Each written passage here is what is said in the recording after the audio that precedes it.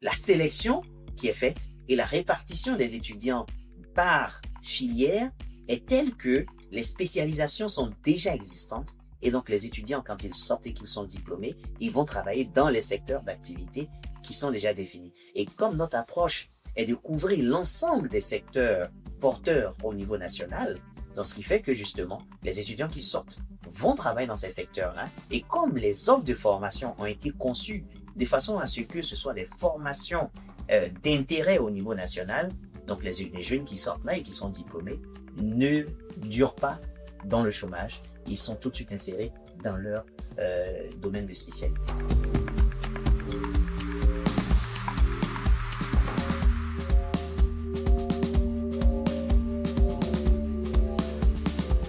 Bien, merci pour cette interview. Je voudrais vous remercier de l'avoir organisée. Donc, comme vous l'avez dit, je suis Moussa Abdelkader Diaby, directeur général de l'IRTHB, Institut national polytechnique Félix Houphouët-Boigny, depuis un peu plus de 3 ans. Donc, je reviens en août 2021. Il faut dire que cette école est une école, on va dire, relativement ancienne. Elle a été créée en 1962. La première des écoles a été créée en 1962 par le président Félix Houphouët-Boigny. On voyait 1962, c'est le lendemain des indépendances. Le président Houphouët avait pour ambition de former les cadres ivoiriens, ceux qui allaient contribuer au développement socio-économique de la Côte d'Ivoire une fois que le pays serait dans la phase d'ivoirisation de l'emploi. Donc il fallait des cadres formés dans tous les secteurs, la médecine, la littérature et les sciences. Et pour les sciences, il avait créé donc l'École nationale supérieure des travaux publics, ensuite l'Institut national supérieur d'enseignement technique, l'École nationale supérieure d'agronomie. Toutes ces écoles étaient à Abidjan, entre les années 62 jusqu'aux années 70. Et ensuite, le président Félix Houphouët-Boigny avait pour ambition de faire de la ville de Yamoussoukro un pôle, on va dire, du savoir, un pôle de développement économique, un pôle scientifique au niveau national. Et il a ensuite lancé la création de ces écoles, de toutes ces infrastructures depuis les années 70. Et progressivement, toutes ces écoles ont été transférées progressivement à Yamoussoukro. Et un autre tournant important également pour ces établissements, c'est en 1996, le président Henri Konan-Bédié qui va décider justement, avec l'appui du ministre de l'Enseignement supérieur de l'époque, le ministre Aliou Touré, qui va décider de faire la fusion de ces ex-grandes écoles. Elles étaient au nombre de 4, l'ENSTP, l'École des travaux publics, l'INSET, l'École de l'enseignement technique, l'ENSA, l'École d'agronomie, et l'IAB, qui est l'Institut agricole de Bouaké, qui a ouvert aussi migré à Yamoussoukro. Donc ces 4 grandes écoles-là vont fusionner en 1996 pour donner naissance donc à l'Institut national polytechnique Félix Houphouët-Boigny. Donc ça a été fait il y a plus de 25 ans. Et vous voyez aujourd'hui, la plupart des grandes universités en Europe fusionnent aujourd'hui pour créer de grands pôles universitaires. La Côte d'Ivoire l'avait déjà anticipé il y a de cela plus de 25 ans. Ça nous permettait naturellement de faire des économies d'échelle, des économies en termes de budget, en termes de finances, mais ça donnait également plus de visibilité également à ces établissements. Après, bien évidemment, l'établissement a connu des périodes sombres. La crise que la Côte d'Ivoire a connue a impacté naturellement le fonctionnement de l'école entre les années 2000 et 2010.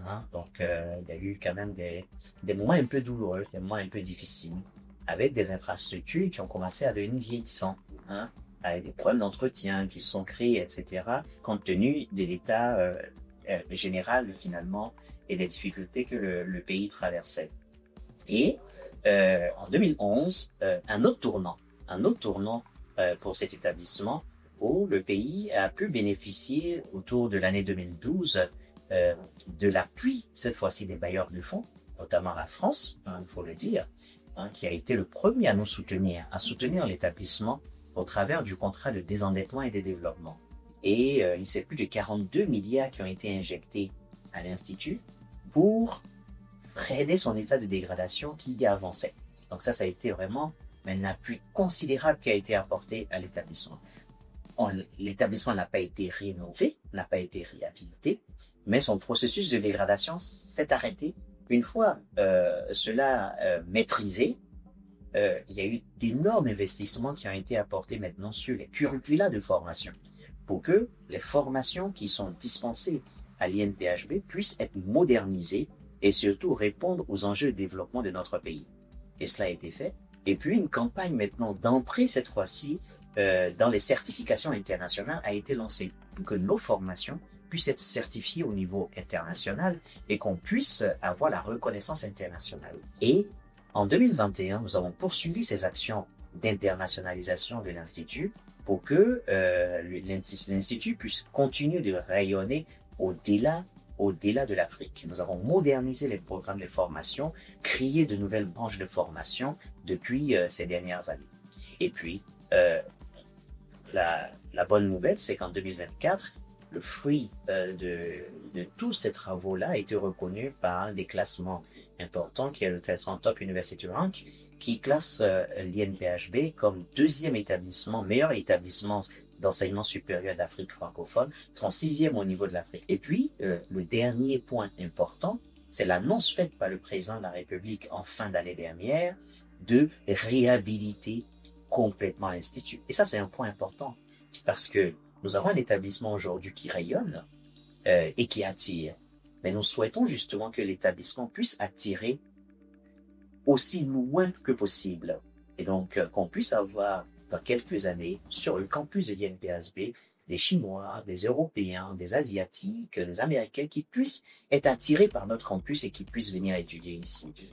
En plus de ce projet de réhabilitation, le président de la République a décidé de construire la troisième résidence universitaire, la troisième cité universitaire de l'Institut. Ça, nous avons 2 cités universitaires qui datent des années Houphouët. Donc, il y a une troisième cité universitaire de 1200 lits supplémentaires qui vont arriver également. Donc, des projets importants qui permettront à cet établissement de rester, d'être le phare de l'enseignement supérieur de la sous-région ouest africaine, mais de rayonner surtout sur toute la région Afrique.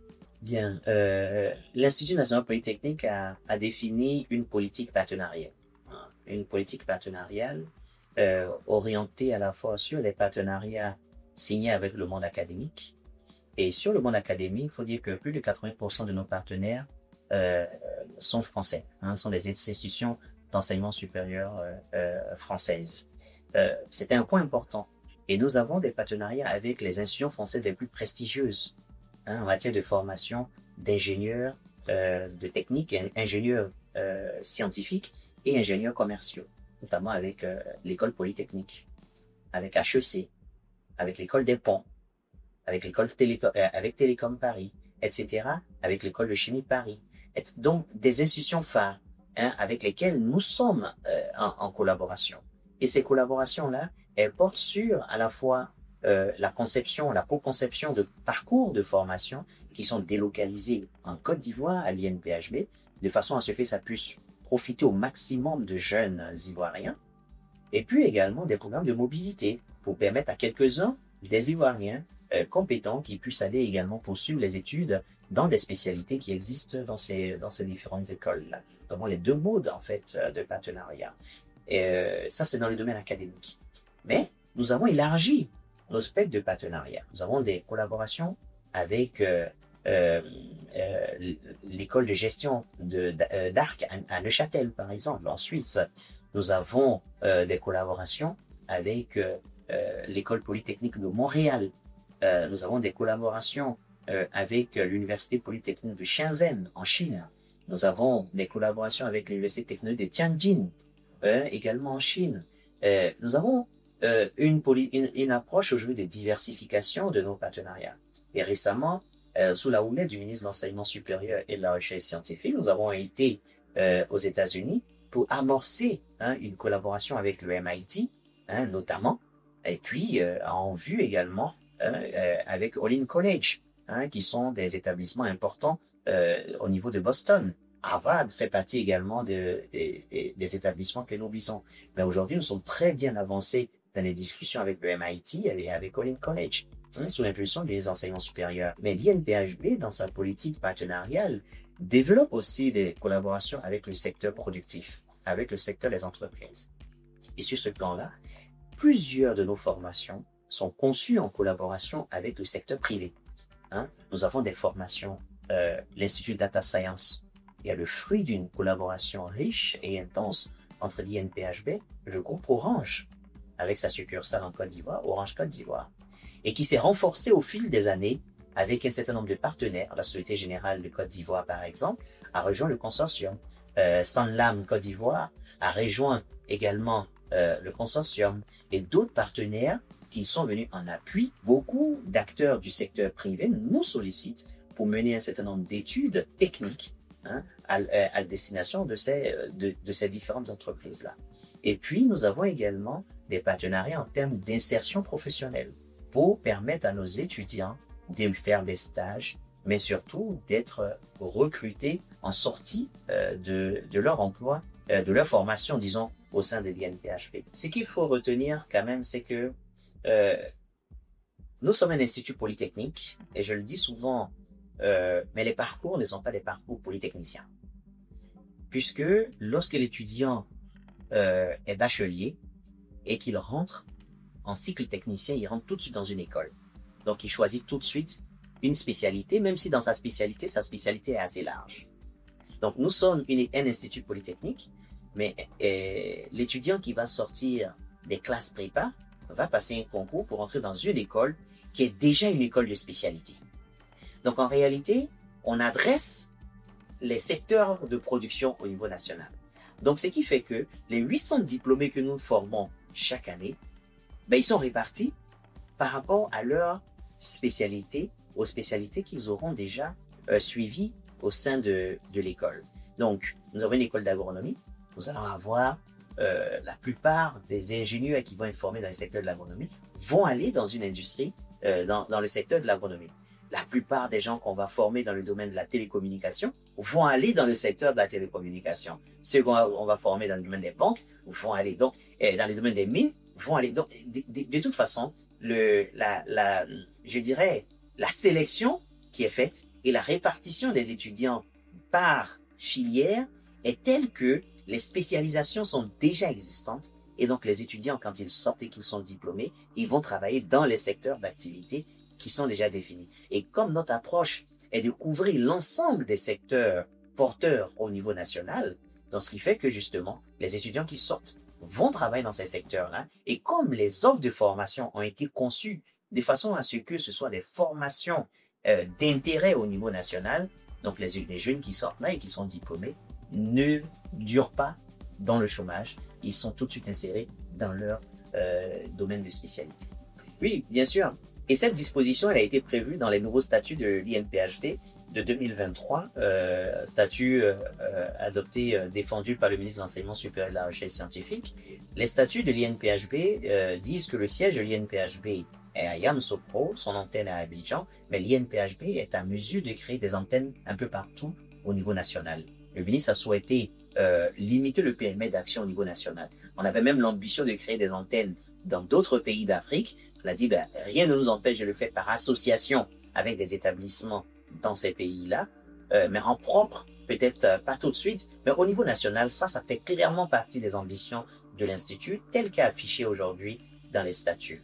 Au niveau international, ça va se faire en partenariat, cette fois-ci certainement avec des établissements d'enseignement supérieur à l'étranger.